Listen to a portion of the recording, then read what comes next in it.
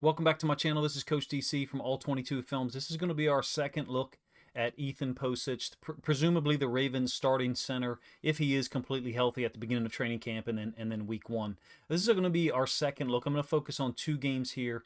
Week 11 against the Baltimore Ravens in Cleveland, and then week 3, a surprising 13-10 win over the Green Bay Packers. We've got a significant amount of film to show you here from those two games. Obviously, first things first, I misspoke a couple of times in the initial video, the initial eval of Ethan Pocic, and said that he weighed 225 pounds. Obviously, he's 6'6", 320 or 325 pounds, so thanks for correcting me. In any case, one of the things I mentioned there was his matchup against Travis Jones in Week 11. I think he comes across well in that particular matchup, holds up well against strength, if you will. In any case, this is a short yardage situation, 3rd and 1. It's a failed run concept. Cleveland has 2 running backs in the backfield. One running back, illustrated by the orange dash line, is going to go in motion. And the second running back, I think that's Judkins, going to go downhill. 2 guys get low on the Ravens defense. I think it's Okoye and Jenkins at the top side. But as far as Pocic goes, really nice awareness during the mid. Well, first of all, a good get-off. He's the center. He knows when the ball's going to be snapped. But a pretty good get-off generally on short yardage / goal line situations, number 1. Number 2, excellent ability to peel off the first block combo, if you will, up to the second level. In this case, it's Buchanan. There's some really good film, in my opinion, of Pocic in these situations. 3rd and goal, 4th and goal. He's not a mauler. He's not a home run hitter, a devastating blocker, man-to-man / one-on-one. But what he's exceptional at, in my opinion, especially in these short yardage spots, is recognizing if and when he should combo up or leave the first level of the defense. That's a skill in and of itself, in my opinion. Too often we see offensive linemen at any level of football, but in particular the NFL, leave almost too early the first level, such that the guy they're helping out is unable to control or take over the defensive tackle, and really the combo was rendered ineffective because the player moved up too soon, in essence. Moving forward here to the second possession, the first one, Cleveland actually went for it on a 4th and 1, achieved it or converted the first down, I should say, and then had to punt as a result of a penalty. Second possession here, it's a 1st and 10.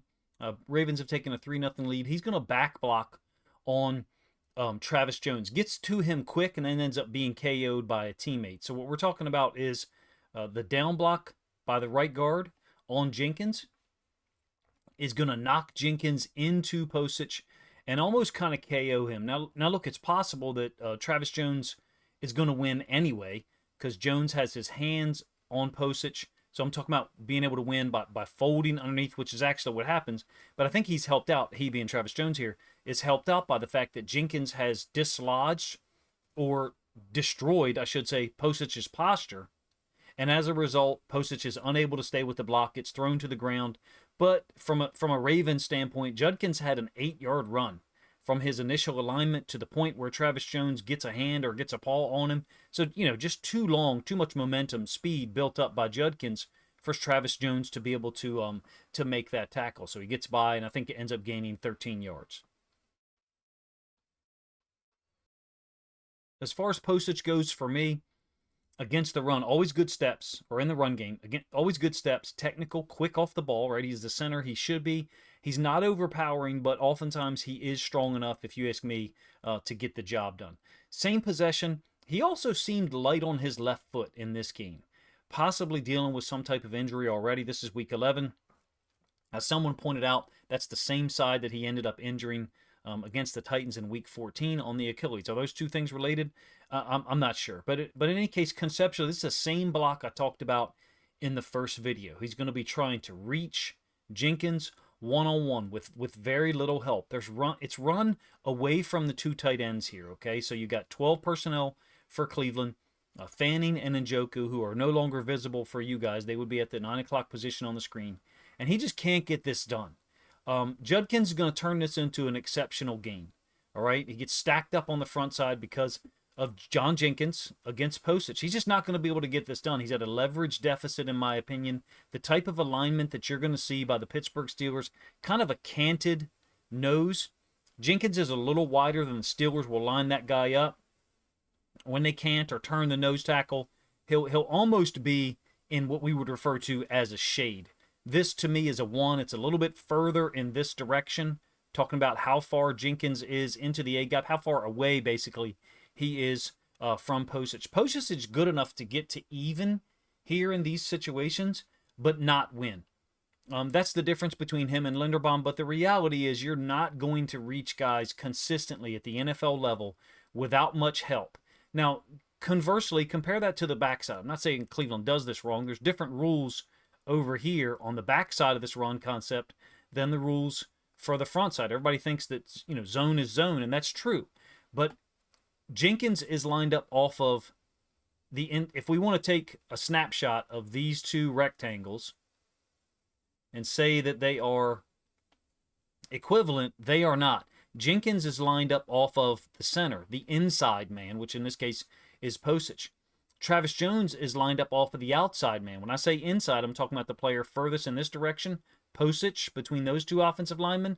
And outside, I'm talking about the player furthest in this direction when you're talking about the right guard and the right tackle on the backside. Hopefully I said that in a way that makes sense. Personally, I think that there should be times where you get a little bit of help when your center is out leveraged and it's away from the hand he's snapping with. So it whether it's to the side, to his right hand or to his left hand, I guess doesn't necessarily matter at the NFL level. But my point is, it's unrealistic to expect Pocic to win this matchup consistently in 2026 because we've got a lot of film of him being unable to do it in 2025, even before the injury. As an aside, nobody closes the back door. Buchanan gets here, ends up getting juked, or he can't make the play, I should say. And then neither Gilman nor Jones has closed down enough, so Judkin's going to pull this back all the way across the field, avoid Buchanan's attempted tackle. So it was still positive for the Browns, don't get me wrong. I guess the point I'm showing you this is that it's a run to the weak side, and someone is going to have to win from a leverage deficit standpoint. The way the Browns block it, they move this guy up to Hamilton immediately. The left tackle obviously takes on the edge defender. Here's the matchup that they've got to win.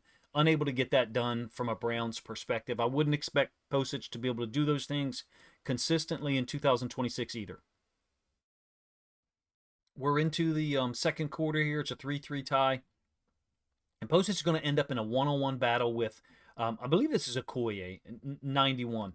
As an aside, the tackles in pass pro for Cleveland, they were just terrible. No fun to watch this film at all. Hopefully it's fun for you guys to watch so many Ravens content creators break down our newest center, or what we presume is our newest center. Man, give all of those guys and gals, whoever it is, credit, because this was not fun to watch in here at all. In fact, I would say that Pocic was probably the highlight among the group from the standpoint of being able to execute his job or his task on a particular snap and then actually doing so consistently. Van Noy gets to the quarterback, an instant win. Like I said, it's a sack in the second quarter. We're focusing on Pocic. So he's got a one-on-one, essentially. The right guard and the left guard both, I thought, for Cleveland looked really slowed down or diminished, if you will. Not as good as we remembered facing them so many times. I know that Okoye is not a pass rush guy anyway, but he gets stoned here.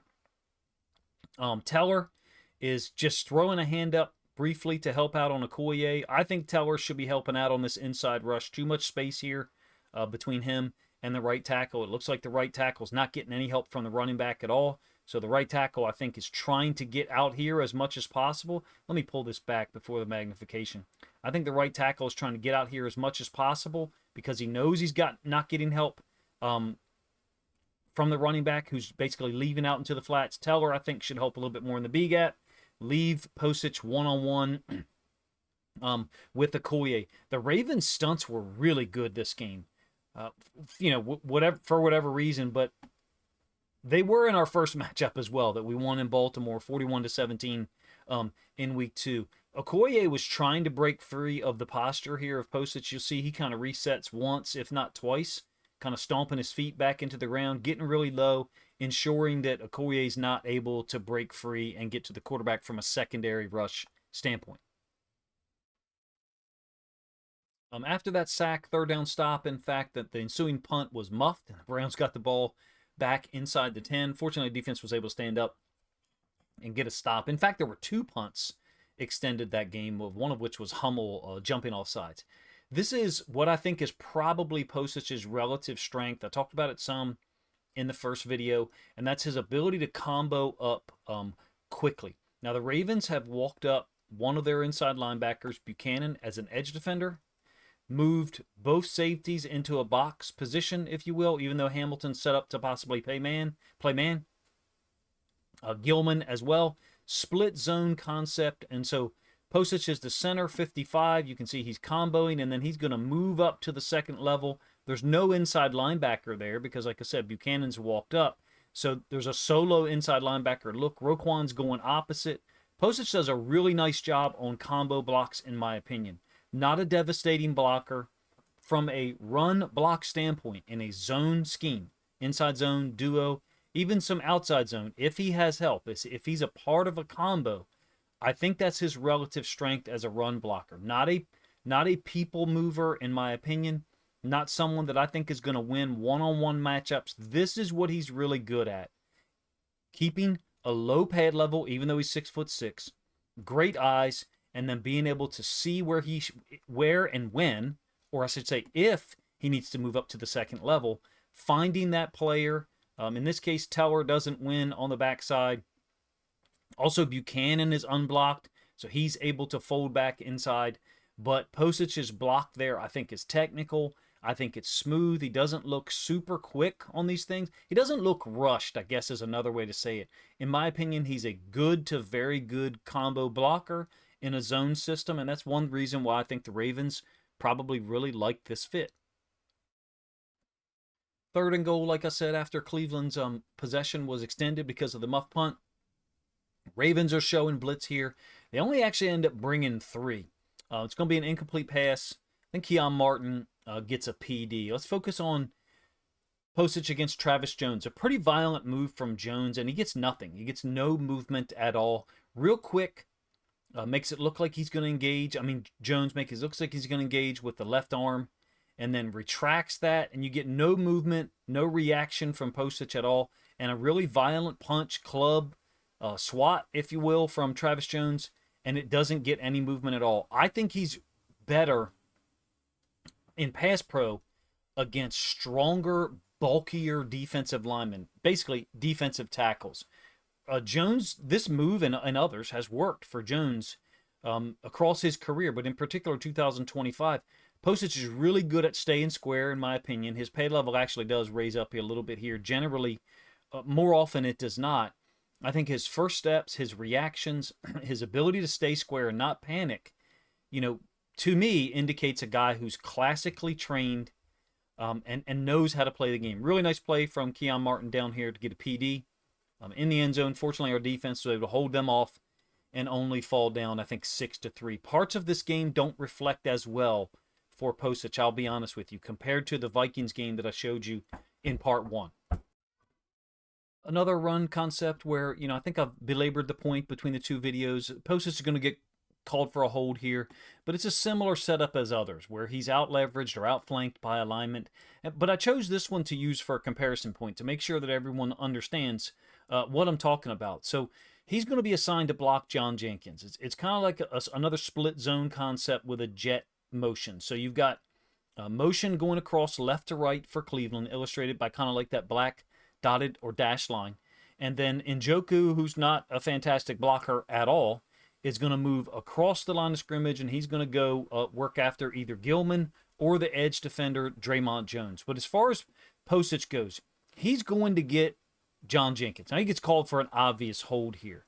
But I want to compare it a little bit to the way that Cleveland handles this on the backside. Again, the rules are different on the backside. The further you go away from the intention of the play, the more different the rules can be than they are on the front side. That's a simplistic explanation, but basically I'm saying that Pocic is trying to reach this guy who's lined up head up over the left guard. For some of you, this won't make sense at all. You'll be like, why do they do this? Whereas Wyatt Teller is already head up with Travis Jones, and Teller can't even get this block done.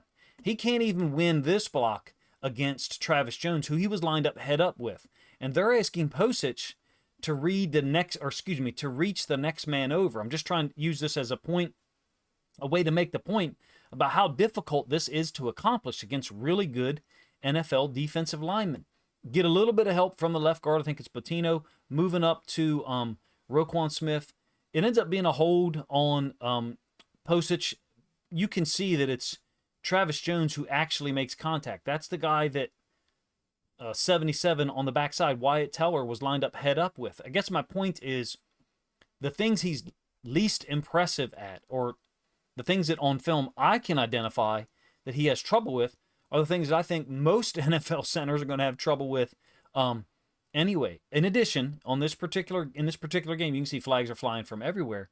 He was very light on that left foot, and in this particular case, he's trying to make the reach block to the left, and you can see you get no real step to gain ground. We're talking about his left foot. You guys kind of move it or you guys kind of lose it. My apologies, because I have it magnified.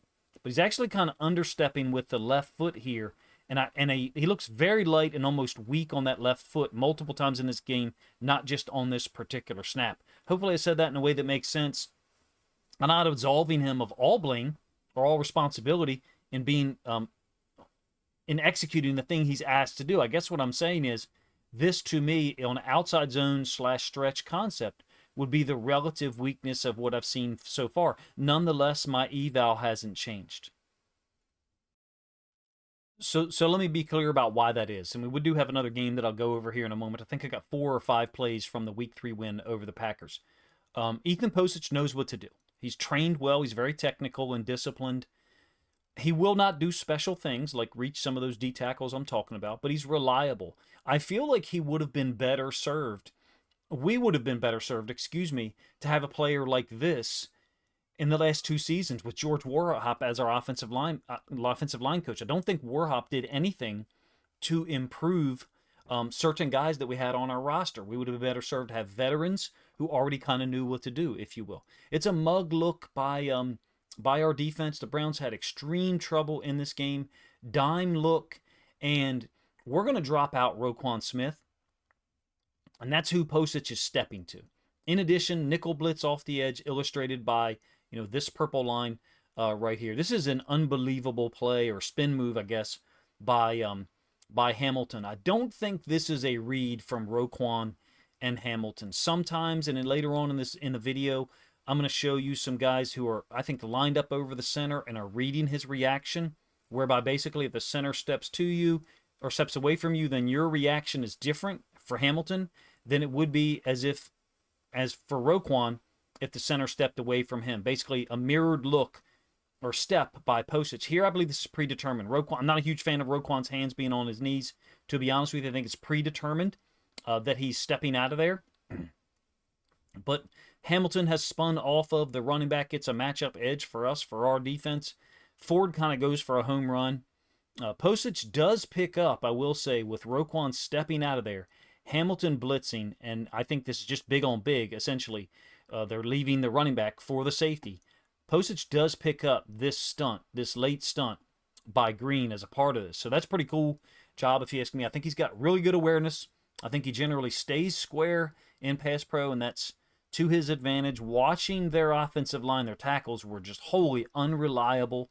And the guards, as I said, 75 and 77, not up to their previous level, or what we as Ravens fans were used to facing over the years from Bettino and Wyatt Teller. This is one of the pass pro reps where I think Pocic looks the worst by comparison to some of the other plays. We're into the third quarter now. Browns are up 16-10. Sanders is in the game. Gabriel had gotten hurt late in the second quarter.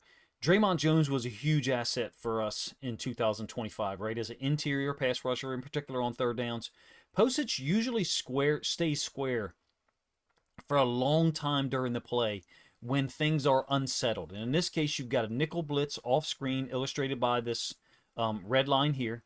In addition, Roquan, I think, has got an occupy blitz to try to keep that nickel free. So basically what they're doing is Green's going upfield, Roquan's folding across, they're running Dre'Mont, and he's trying to cross the center's face, and in fact he does cross his face, and all that does is clear the lane for the nickel blitz off the edge.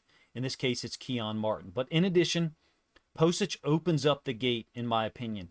I think he knows where it's coming from. I think he sees Roquan stepping across and understands what's getting ready to happen there. Roquan and Dre'Mont are exchanging rush pass, but he opens up the gate on the left side, and Dre'Mont with a nice little hand move to get by him. Doesn't finish the play off. I mean, Dre'Mont doesn't finish the play off, but it gives us an opportunity to see, the worst aspect, the worst rush portion, the worst dealing in pass pro of a rush portion from Pocic was to his left side, which I think looks really light here. And in fact, at the end of the play, you'll see him kind of gimp on it a couple of times. It looked very unusual to me in this game compared to week 3, which I'll show you some film of here in a moment. I thought Zach Orr's usage of nickel blitzes in this game resembled the preseason the most. Of all the factors for me that I would be concerned about Pocic being a long-term starter, over the course of 2026, his pass pro would be the one I'm concerned about the least. But as a result of, to me, what looks like a very light left foot, he opened the gate, and Dre'Mont was able to take advantage and create the initial pressure. All right, we'll move on here, or actually, I guess move back a little bit during the season. I decided to use this game because the Packers' defense early in 2025, before they had so many injuries, was just overwhelming. It was weird to see Flacco back on the field for Cleveland. Of course, he ended up with the Bengals. But in any case, they're stunting the nose tackle across, and then also Parsons is kind of like going to B-gap. So Parsons is going under, and it looks like Quay Walker is kind of folding outside. This nose tackle makes it easier for Pocic to reach, if you will. It's a downhill run concept. Judkins is going to cut it off of Posic's block. Green Bay's front looked vastly different on this film than the one that we faced in Week 17. So many guys out for the year, including Micah Parsons, made it a little bit simpler or easier for Henry to come out and dominate. But I think it's Cooper comes across a little bit too late. The nose tackle is almost reaching himself. I think that's by design for the inside linebacker to fold back across. I think Pocic correctly stays on the nose tackle here. Some would say that, okay, if the linebacker's going to fold over the top, you got to go get him. In my opinion, Pocic recognizes he does not have, that the backside guard, 75, does not have the ability to go take over that nose tackle. He being Pocic, stays patient, doesn't overextend, and doesn't leave too soon, in my opinion. That's been a big problem, I think, for some of the Ravens blocking schemes along the offensive line. Guys leave too soon. Pocic does not look like someone who will do that. His feet are somewhat quick, but they're not super fast, in my opinion. Good enough to get the job done on zone combos, but not one-on-one situations. I'll compare him to Brandon Scherf in one way. I know that guy retired before the 2025 season. I had done a film study video of him projecting how he would fit for the Ravens going into last season. And so if you're not familiar with what I'm talking about, in my film study video that I did, maybe I did 2 of them before 2025, before Scherf retired, he was excellent in the first 2 to 2.5 seconds of the play. I'm talking about his last season, the last 2 seasons of his film. And then he kind of lost initiative the longer the play lasted. Very unusual dynamic. The factor there that I think would indicate or kind of predict effectiveness for Scherf was time, or time elapsed from the ball being snapped. I don't think that is the issue with Pocic. I think it's range or distance laterally, horizontally, from where the ball was snapped. We'll get to that a little bit here. He's not used as a puller much still on a gap scheme concept in some of the games that I've seen, all 3 games that I've seen. Not used as a puller. I would say he has average to a below average ability on screens. Like I said, very similar to Scherf, except the determining factor, if you will, or indicator is not elapsed time. It's range from where the ball is snapped. Quay Walker is a ridiculous athlete, so perhaps it's unfair to judge. I think this is a great setup for Njoku here. Just another screen by the Browns, kind of regardless of who the quarterback was out there. They're throwing a ton of these, delayed tight end screens or running back screens. There is a missed block downfield off screen to the right-hand side talking about over here by the wide receiver, right? But I just feel like this is a great opportunity for Pocic to get out on Quay Walker and cut him off. Get to this side and possibly give Njoku another lane to cut off of. And he just doesn't do those things on screens. It's not something that I would consider his relative strength. How much of a weakness it is, you know, I mean, NFL evaluators, NFL coaching staffs are obviously going to have a far more in-depth way of analyzing it and breaking it down than I will. Quay Walker's a great athlete, but twice in this game and once in the Vikings game that I did the first video on, Pocic was unable to cut off a linebacker when he had a superior angle. I know it's a small sample size, however. All right, I've got 2 more plays from that matchup in Week 3 against the Packers. Hopefully you guys don't hear my kids hollering downstairs. I'm trying to get this done and get this pushed out for Monday night. What I really do like about Pocic is his understanding in pass pro, his adjustability to stunts or blitzes, and that shows up here on this 3rd and 2, in my opinion. It's a conversion by Flacco out into the right flat. So initial blitzer is going to be Quay Walker, illustrated by that yellow line. This is very similar to Brian Flores' blitz structure at times, where you'll get an A-gap blitzer by a D tackle, another A-gap blitzer, or maybe someone who's going to kind of overlap, and then the second inside linebacker is going to cross over the top and try to take advantage of pass pro rules. 56 could also be matching the running back. I'm talking about 56 matching the path of the running back here, and then he could just be what's called reading on the run. Quay Walker does get cut down. What I like as far as Pocic is he stays on guys. He stays attached. If it's big on big, he stays attached to the correct guy. You don't really see him peeling off when it does appear to be big on big, number 1. Number 2, even when someone gets, like 94, I think gets his right hand on the inside here to start to drive, and he can't readjust. I think you can see Pocic trying to readjust with his left arm, unable to do so. He still is able to anchor down, get his pad level low, dig his cleats into the ground, and create space for the quarterback. I think that's important, along with the combo blocking on zone schemes. To me, that's where I think this is possibly the best fit. You know, whether it's big on big, whether he's handling an inside linebacker or not, even if he can't readjust or refit his hands, Pocic is able to anchor down and I think provide more space for the quarterback. To me, that's extremely important for Lamar Jackson, who's been, you know, given so much responsibility to juke or escape ongoing pass rushers in the last 2 years. I felt like Cleveland's pass pro system was very poor in 2025.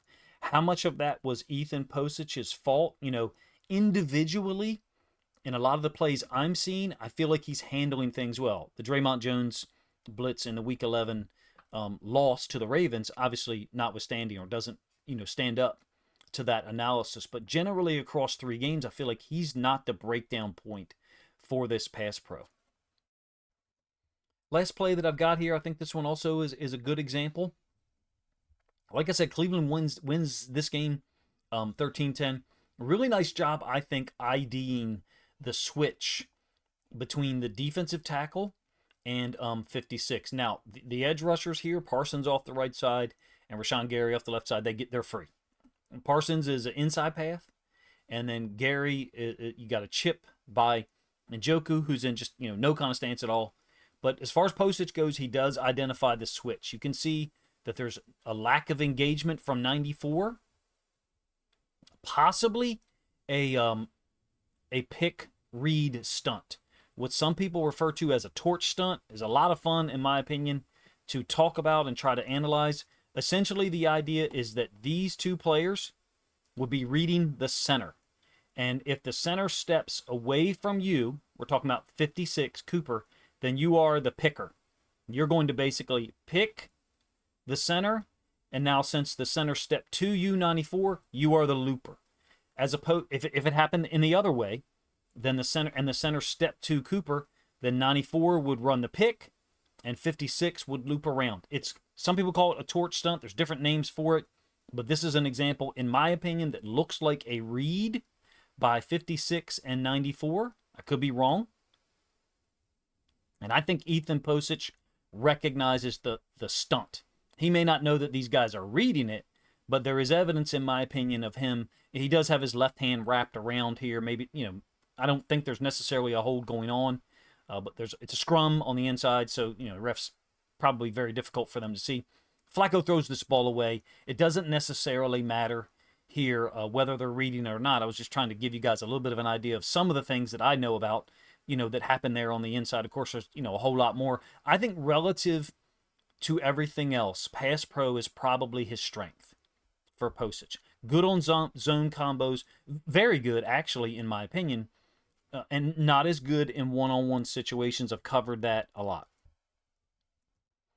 In summary here, and look, I'm not one who's going to say that pass pro is more important than run blocking or run blocking is more important than pass pro. They're both important. We've got to have guys that are, exceptional at both of them when the time comes, and that's, in the playoffs.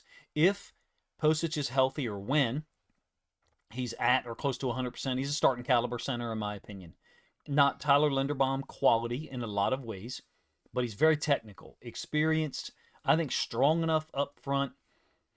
He not just is able to anchor well, he knows when he needs to do so. If he can't refit, he does a great job, in my opinion, of getting the hips down, cleats in the ground, even at 6'6". He identifies stunts really well, in my opinion. In fact, I think he's prepared for the specific stunts or blitzes that show up in a given week. Even the Dre'Mont Jones pressure in week 11, to me, it looks like Pocic knows what's coming. That's important. The preparation, the veteran aspect. We've had a lot of trouble with stunts in the last couple of years, even on the left side. Say what you want. 2024, I think I'm of the opinion, I said it in 2024 after the Buffalo Bills loss, we overcame the offensive line on the way to, a historic offensive campaign statistically, right? For Lamar, for Derrick Henry, for the whole group.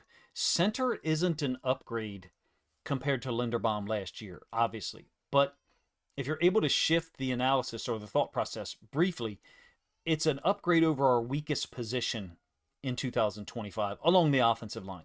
Before this signing, at least, center was our weakest position moving into this season, next season, 2026. But if you compare Pocic now to our left guard and right guard from 2025, there is no comparison. We have a professional level center along with a talented, legit rookie guard in Vega, and maybe now left guard is our weakest element, John Simpson. We had two guys last year who couldn't independently reach defensive linemen lined up further to the route side than maybe they should be asked to do anyway. But Falele couldn't even reach guys who were lined up almost head up on him. So maybe you still think the weakness is center, since Pocic won't start the year, possibly. If that is true, that he's still not ready to go at this point, it would be hard for me to justify what we paid, even though it's a small amount for a guy who can't start in week 1. I think the O-line coach that we've got is better than Warhop, and I know Warhop's a legend for what he did across the years, but he didn't have a job when we brought him in with Monken. Pocic, to me, does not need coaching from a technical standpoint. He doesn't need coaching on the finer aspects of the game. He's a veteran of 9 years, almost 100 starts. The biggest factor here is obviously injury recovery or health, full health. And then also, how do we get things done on outside zone and stretch with a guy who will not be able to win from a severe leverage deficit? We've seen in the limited film that I've displayed, and I'm hopeful that it comes across in other guys' video film study analysis as well, we're not going to be able to reach people from a leverage deficit. Well, guess what? Surprise, surprise. Other centers aren't either in the NFL, whether it's to their right hand, their snapping hand, or away from it. I take this serious, perhaps too much so, but this is my opinion. What some of the offensive linemen are asked to do in those cases that I'm referring to is not repeatable against the better NFL defensive tackles, and I just stand by that. At other levels of football, can an NFL caliber defensive lineman, before he's drafted, while he's still in college, reach college level defensive tackles? Of course, that's the difference, right? But when you get to, I'm talking about the attempt to get out in front and hook, reach, whatever you want to call it, that defensive tackle, control the run lane by getting further to the outside than you were by pre-snap alignment. The other thing about it, to me is, even though you could get to the outside, you could get to the correct leverage side, you may not have your cleats in the ground and a low enough pad level such that you don't end up getting just pushed into the running back's path. It's backdoor technique is basically what I'm talking about by a defensive tackle. I don't think Pocic is a bad offensive lineman in 2026 because he's not out there reaching two techniques or even a canted, one technique consistently. It's just not. It's not supposed to happen that often in the first place without a little bit of help, without a little bit of combo attempt by your tandem, your teammate to the outside. In this case, your guard. If we're doing that consistently, either we've got a special center like a Linderbaum, or the D-line we're facing isn't very good. And that, to me, projects into the playoffs. That will be the question, right? It's a long time before we can worry about the playoffs. We got to get there. But it is something I wonder about, even though I am excited for the signing. I think you can tell over the course of the 2 videos that I've put out, you're talking about over an hour and 15 minutes of film analysis and evaluation that I've tried to give out in the last, 48, 62 hours, something like that. I'm excited for the signing, but it is something that I have some concerns about long-term as it projects to the AFC divisional round, the AFC championship game, and a possible Super Bowl is this. Are we going to be able to run outside zone against some of the teams that have the best defensive tackles in the league if we're asking this guy to do it? And I've already shown you, I think, 5 different examples of him being unable to do so without either holding or just losing and giving up ground, being pushed back into the backfield. Hopefully I explained all that in a way that makes sense. Is that a big enough issue for you? It may not be. It's not for me at this time, but it's something that projecting long-term, way out in the future, I think could be an issue near the end of the season. I hope you guys enjoyed the video. If you did, let me know in the comment section, number 1. And then finally, if you think other Ravens fans would enjoy this film study look at Ethan Pocic, who is presumably the Ravens' next starter at the center position, then please consider grabbing a link to this video, sharing it out on social media to help this content get more reach. Appreciate you guys' time.